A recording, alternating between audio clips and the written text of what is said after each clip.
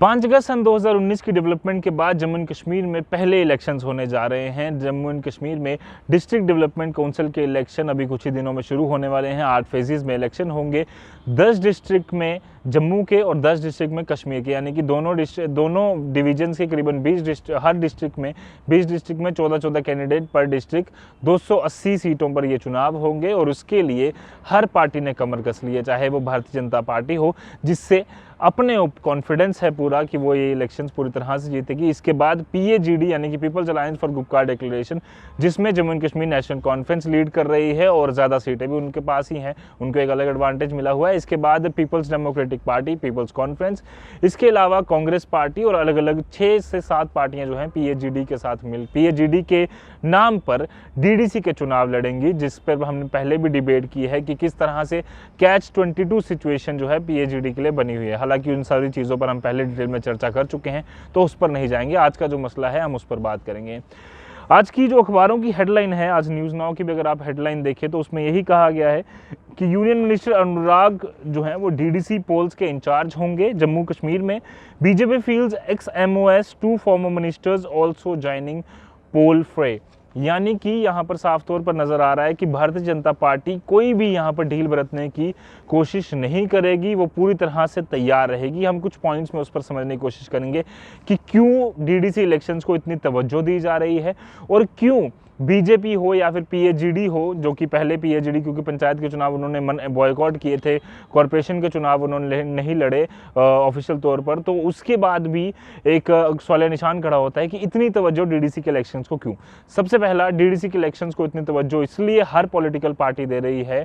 क्योंकि आर्टिकल 370 हटने के बाद, 35 से हटने के बाद पहला चुनाव है। BJP चाहती है कि 370 के बाद जितनी डेवलपमेंट्स उन्होंने जम्मू एंड कश्मीर में कराई हैं वो हम उनको गिना पाएँ। वहीं PAGD की जो पीपल्स अलायंस फॉर गुपकार डिक्लेरेशन की जितनी पार्टीज हैं वो चाहती हैं कि जो हम चाहते थे आर्टिकल 370 नहीं हटे, हम चाहते थे 35 से नहीं हटे, हम वापस स्टेट चाहते हैं, तो वो सारी जो बातें जो BJP ने की और वो पूरे नहीं कर पाए, तो वो बातें हम गिनाकर इनसे सीटें हासिल करें, इनसे जीतें और फिर लोगों में एक कंसेंसस अपना बताएं, उन लोगों में अपनी जानकारी शेयर करें कि किस तरह से हम अब आने वाले दिनों में आपकी लड़ाई, आम जनता की लड़ाई लड़ने वाले हैं। लड़ेंगे या नहीं या उन पर डिपेंड करता है। इसके बाद दूसरा बड़ा कारण ये भी है कि पहले क्योंकि DDC के चुनाव जम्मू एंड कश्मीर में नहीं होते थे, ये पहली बार हुआ है और पंचायती राज सिस्टम को, पंचायती 3 टायर सिस्टम को पूरी तरह से स्ट्रॉन्ग करने के लिए ये इलेक्शन होना काफ़ी ज़्यादा जरूरी है। चौथा कारण यहाँ पर यह है कि MLAs जो पहले काम करते थे अपने डिस्ट्रिक्ट्स में, अपने इलाके में, अपनी कॉन्स्टिट्यूएंसी में,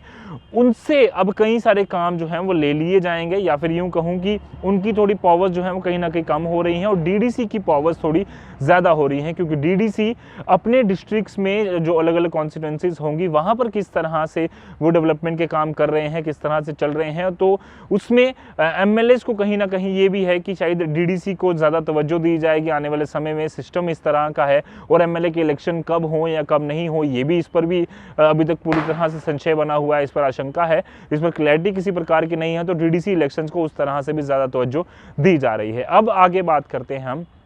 कि चलो तवज्जो देने की बात अलग है कि पार्टी ज़रूर तवज्जो देती है, किसी भी इलेक्शन को, किसी भी डेमोक्रेसी के प्रोसेस को तवज्जो ज़रूर दी जानी चाहिए, पर यहाँ पर फ्लोर टेस्ट है भारतीय जनता पार्टी का और PAGD का। भारतीय जनता पार्टी का क्यों, पहले उस पर बात करते हैं। भारतीय जनता पार्टी दरअसल जिस तरह से चुनाव लड़ रही है उसमें साफ तौर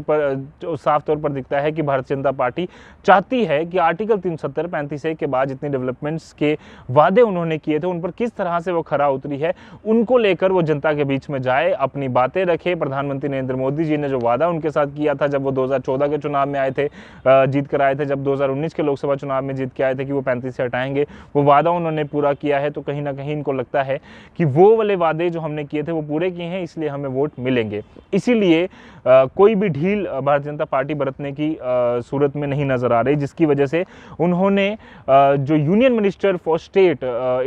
जिनके पास फाइनेंस का इंचार्ज है अनुराग अनुराग ठाकुर अमीरपुर कॉन्स्टिट्यूंसी से मेंबर ऑफ पार्लियामेंट हैं हिमाचल प्रदेश की, वो होंगे Jammu and Kashmir DDC elections के भारतीय जनता पार्टी के इंचार्ज। इसके अलावा एक MOS यानी कि जो MLA रह चुका है डोडा कॉन्स्टिट्यूंसी, डोडा उनकी कॉन्स्टिट्यूंसी थी, शक्तिराज परिहार भारतीय जनता पार्टी के एक सीनियर नेता, उनको डीडीसी के चुनावों में उतारा गया है। गुंदना डोडा की सीट से वो चुनाव लड़ने वाले हैं। इसके बाद अभी तक सूत्रों के हवाले से खबर ये भी आ रही है कि शायद श्याम चौधरी फॉर्मर मिनिस्टर जो हैं और राजीव जसरोटिया दोनों फॉर्मर मिनिस्टर हैं, इनको भी कहीं ना कहीं चुनाव लड़ाए जा सकते हैं। कठुआ और जम्मू की जो टेरिटोरियल बेल्ट है वहां से दोनों को चुनाव लड़ाए जा सकते हैं, यानी कि बड़े प्लेयर्स भारतीय जनता पार्टी उतारने वाली है। और साफ तौर पर फ्लोर टेस्ट की मैं बात इसलिए कर रहा था भारतीय जनता पार्टी के लिए क्योंकि भारतीय जनता पार्टी की पार्टी से जम्मू हो या कश्मीर हो, कहीं ना कहीं उनके लोग ज़रूर नाराज़ नजर आए। हमने जब मार्केट में भी लोगों से बात करने की कोशिश हम लगातार करते हैं तो वो ये कहते हैं कि ठीक है, प्रधानमंत्री नरेंद्र मोदी जी ने जो वादा किया था 35 का 370 का, काफ़ी समय से हम लोगों को उम्मीद थी, चलो वो हट गया जम्मू में, ठीक है, उसका जो बेनिफिट था, जो मिलना चाहिए था, जो बीजेपी ने वादे किए थे वो नहीं पूरे हुए। इसके बाद टोल को लेकर जम्मू में काफ़ी ज़्यादा नाराज़गी है कि ऑलरेडी लखनपुर में पहले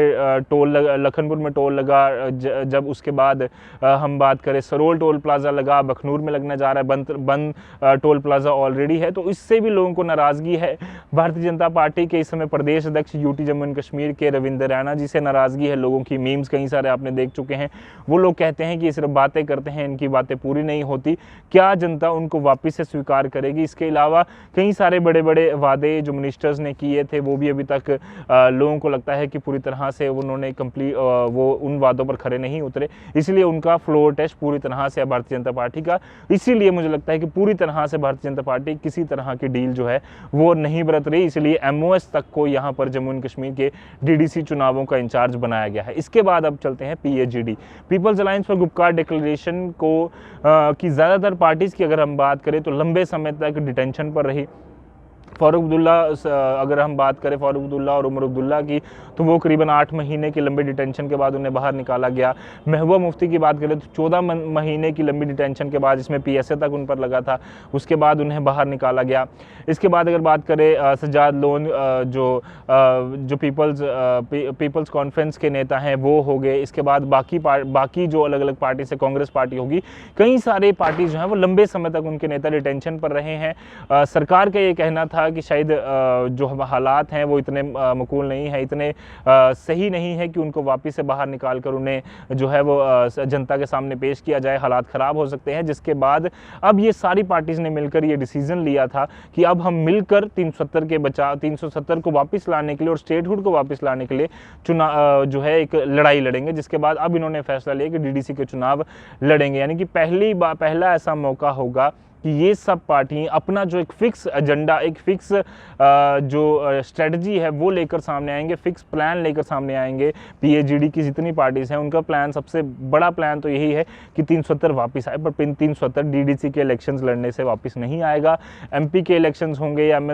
MLAs के इलेक्शन होंगे, वहाँ पर एक कॉमन कंसेंसस ज़रूर बनाया जाएगा लेजिस्लेटिव असेंबली में कि कहीं ना कहीं 370 को वापस लाने की बातें की जाएँ। तो क्या PAGD का फ्लोर टेस्ट इसलिए भी इसलिए ज़्यादा मायने रखता है कि जो बातें वो करते थे पिछले कई सालों से, जो लगातार वो पावर्स में रहे और जो वादे वो उन्होंने किए, जम्मू और कश्मीर की अनइक्वल सी जो डेवलपमेंट उन्होंने की, कई चीज़ें जम्मू को दे दी गई, कई चीज़ें कश्मीर को दे दी गई, उसके बाद दोनों जगह झगड़े होते रहे और इन्हीं झगड़ों में सारी पार्टीज़ ने अपने फ़ायदे लिए, अपनी रोटियाँ सेकी, अपना उल्लू सीधा किया। तो क्या एक बार फिर से उन PAGD की सारी पार्टीज़ को जनता स्वीकार करेगी, उनको वोट देना शुरू करेगी? क्योंकि माना जाता है कि जो